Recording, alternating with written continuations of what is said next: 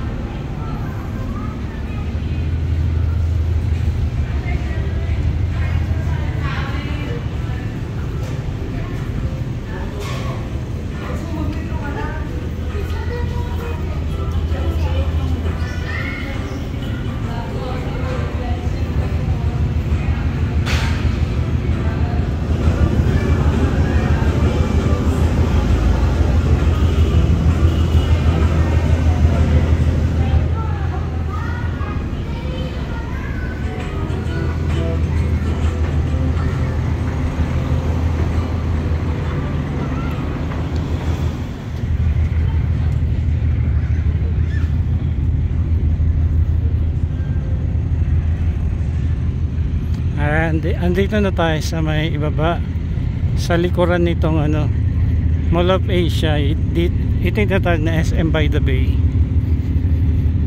Andito lamang po yung mga operation ng pagbubuhos ng buhangin.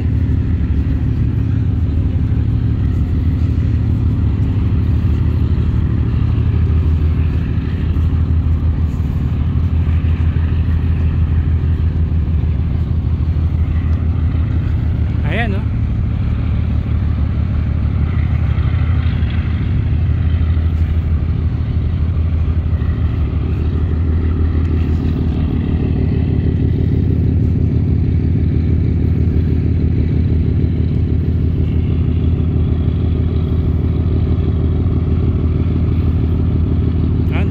Dami din palang basura dito.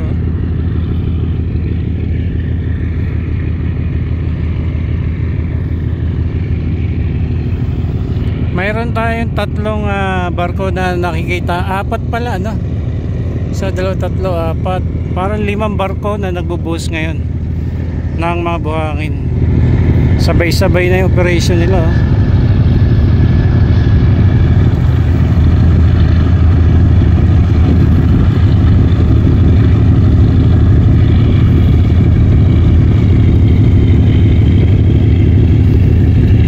So I think hindi naman isasagad dito sa seawall yung mga tambak ng buhangin, dahil katulad nga ng pinag-utos si Pangulong Bongbong Marcos doon sa may harapan ng Seascape Village at saka sa mga ibang establishment doon like Sofitel Hotel, Coconut Palace, Lime Hotel, ay pinatanggal yung mga tambak ng buhangin mga 470 meters mula doon sa seawall. Kaya para daw po magkaroon ng dadaluyan ng tubig, especially kapag panahon ng tag-ulan, bagyo at tagbaha.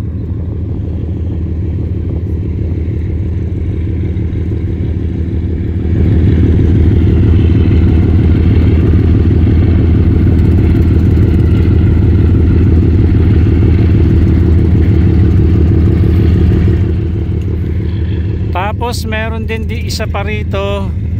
Ayan, pangalawa yan. Pangatlo. Ang dami ngayon, ano?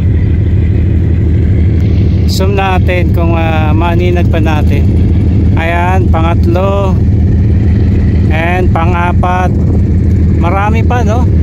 Sabay-sabay. Saka dito sa may likuran nitong barko na to, meron pa rin nagbubuhos ng buhangin.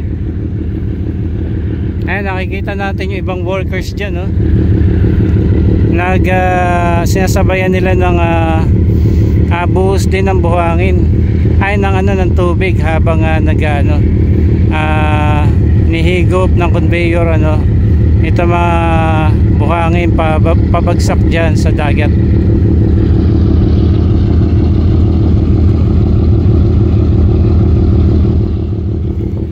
Alright, katanghalian tapat at wala pang ganong namamasyal. Sa hapon mas maraming pumapasyal dito. So ayan ito na po yung ating update dito po sa Manila Bay Reclamation, kung saan ay dalawang project nga po dito sa Pasay City ang naaprubahan, dalawang reclamation project, kung kaya't ito nakikita na po natin yung operation ito na yung isa pa, ayan. So ito na, parang sabay-sabay na, mas marami ngayon tayo nakikita nag-ooperate. At hindi maglalaon, makikita na natin yung talagang solid na lawak ng mga tambak ng buhangin dito sa likuran ng Mall of Asia, dito po sa may Pasay City along Manila Bay.